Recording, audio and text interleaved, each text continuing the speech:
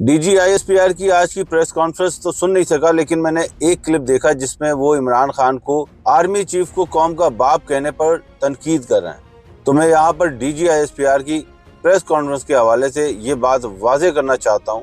کہ عمران خان نے کبھی بھی ایسی کوئی بات نہیں کی، اور یہ بات صریحاً غلط ہے۔ تاریخی ویڈیوز اور کسی بھی مستند ریکارڈ میں عمران خان کا ایسا کوئی بھی بیان سامنے نہیں ہے۔ حقیقت یہ ہے کہ عمران خان نے یہ بات کہی تھی کہ اس ملک کا وزیر اعظم باپ کی طرح ہوتا ہے،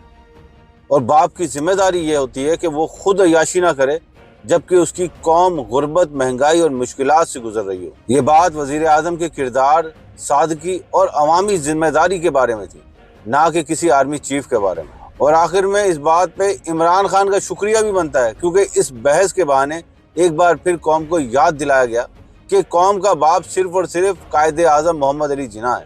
یا پھر علامہ اقبال،